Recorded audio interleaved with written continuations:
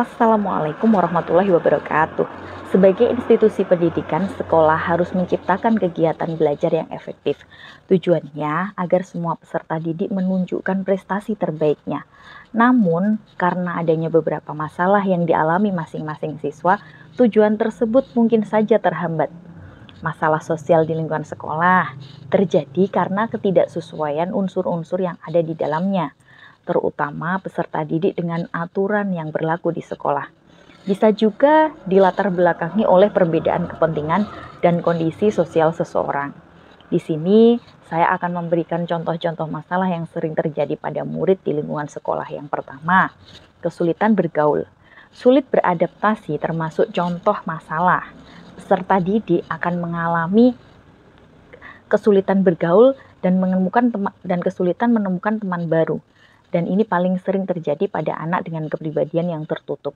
Selain karena karakternya yang introvert, sulit bergaul diakibatkan pula perasaan tidak nyaman berada di zona yang berbeda dari biasanya. Umumnya dirasakan oleh siswa baru. Meskipun demikian, tidak semua peserta didik mengalami kesulitan bergaul. Bagi yang sulit beradaptasi, masalah tersebut akan berdampak pada proses belajarnya di sekolah, terutama pada saat belajar kelompok. Karena itu, orang tua harus melatih anaknya bersosialisasi dengan kerabat maupun tetangga. Para guru pun perlu melakukan pendampingan. Yang kedua, tidak menghargai teman sekolah. Contoh masalah di sekolah yang juga umum terjadi yaitu tidak menghargai sesama. Ini merupakan kendala yang tergolong sederhana, namun jika dibiarkan akan mengganggu kedamaian. Tidak adanya rasa menghargai timbul karena faktor senioritas. Ada satu kelompok siswa yang merasa lebih unggul dan ditakuti oleh kelompok lain.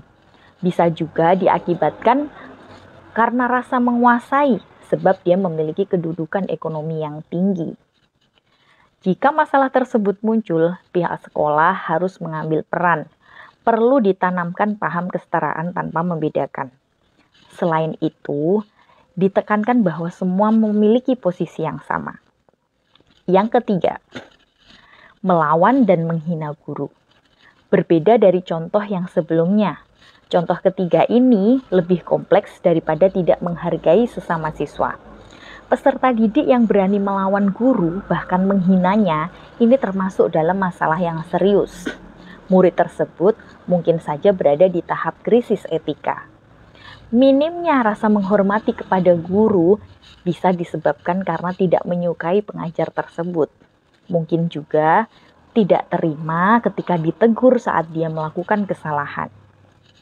Bukan hanya di dalam kelas, bahkan dapat berlanjut keluar sekolah. Meskipun begitu, bukan berarti siswa dalam masalah tersebut harus dijauhi. Teguran dan hukuman mungkin sudah membuatnya kebal.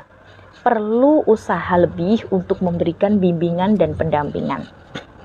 Yang keempat, perselisihan.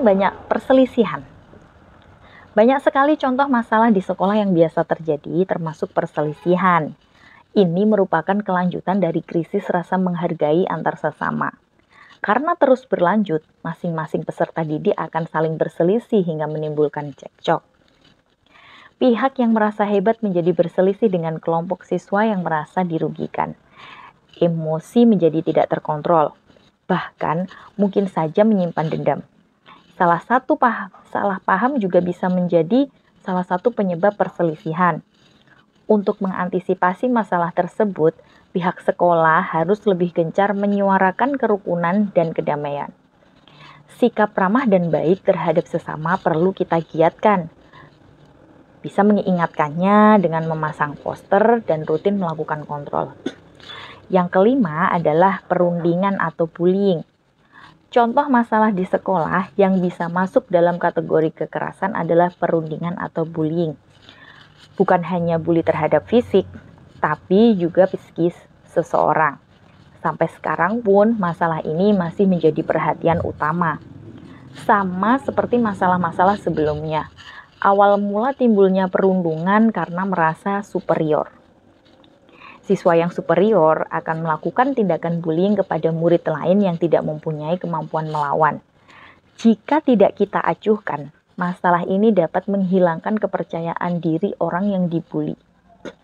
Dua pihak yang harus kompak mencegah bully adalah orang tua dan guru. Para orang tua perlu membangun komunikasi agar anaknya dapat leluasa bercerita. Sedangkan pihak sekolah menanamkan paham bahwa tindakan yang termasuk bully adalah menyakiti, menghakimi, hingga menyebar desas-desus atau fitnah. Yang keenam, merusak fasilitas sekolah. Contoh berikutnya yaitu merusak fasilitas yang ada di sekolah. Masalah tersebut timbul karena peserta didik belum memahami etika dan peraturan yang ada. Bisa karena unsur kesengajaan atau tidak. Tindakan merusak fasilitas sekolah karena kesengajaan, contohnya mencoret bangku dan meja hingga menaiki atau membantingnya. Sedangkan contoh ketidaksengajaan yaitu merusak alat-alat praktikum di laboratorium karena belum paham cara menggunakannya. Contoh lain adalah ceroboh dan menyenggolnya sampai terjatuh.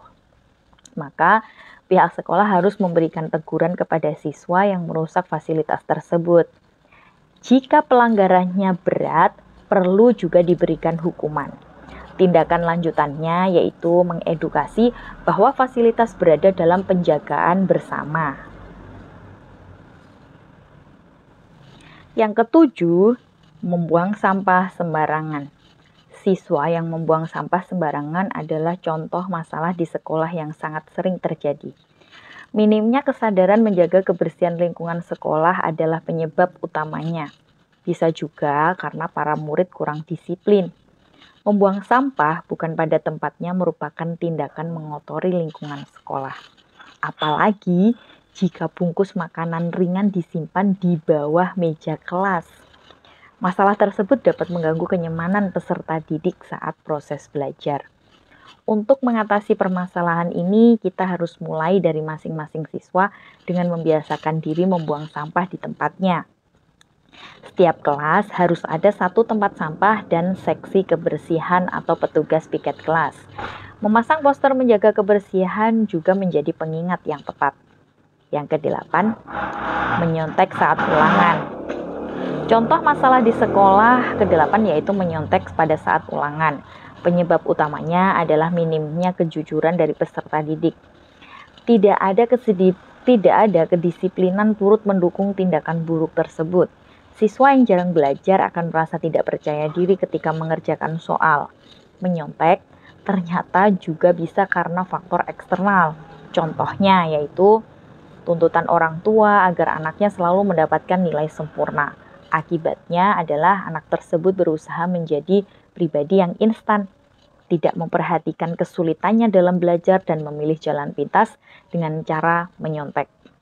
Tindakan ini adalah masalah karena melahirkan pribadi siswa yang suka membohongi guru. Peserta didik juga tidak percaya dengan kemampuannya. Sebagai antisipasi, para guru dan orang tua harus mendukung usaha maksimal siswa dan memberikan pemahaman tentang kejujuran. Yang kesembilan adalah bolos sekolah. Setiap sekolah pasti ada peserta didiknya yang mengalami masalah terakhir ini. Membolos atau bahkan tidak masuk tanpa keterangan merupakan perilaku buruk.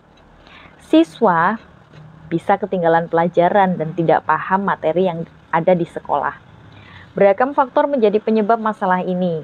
Salah satunya yaitu siswa belum paham bahwa untuk menunjang masa depan membutuhkan materi formal maupun non-formal. Ada pula murid yang bolos karena tidak suka dengan guru dan suasana belajarnya. Untuk mengantisipasi masalah membolos, siswa harus kita berikan bimbingan supaya minat belajarnya tetap terjaga. Teguran bisa diberikan agar menimbulkan efek jera. Akan tetapi, apabila masih bolos, perlu adanya sanksi. Jadi itulah contoh-contoh masalah di sekolah yang dapat mengganggu proses belajar siswa. Penyebab dari timbulnya masalah ada dari faktor eksternal dan diri pribadi murid. Semuanya harus teratasi agar tidak membuat prestasi memburuk. Cara mengatasi setiap masalah pun kita sesuaikan dengan karakter siswa. Jangan sampai setelah memberi sanksi, malah membuatnya mogok untuk belajar. Selain dari guru, Masalah bisa teratasi jika orang tua turut memberikan arahan. Demikian yang dapat saya sampaikan dari ulasan hari ini. Semoga kalian semuanya suka, semoga menjadi ilmu yang bermanfaat. Jangan lupa like, komen, dan subscribe. Sampai jumpa. Assalamualaikum warahmatullahi wabarakatuh.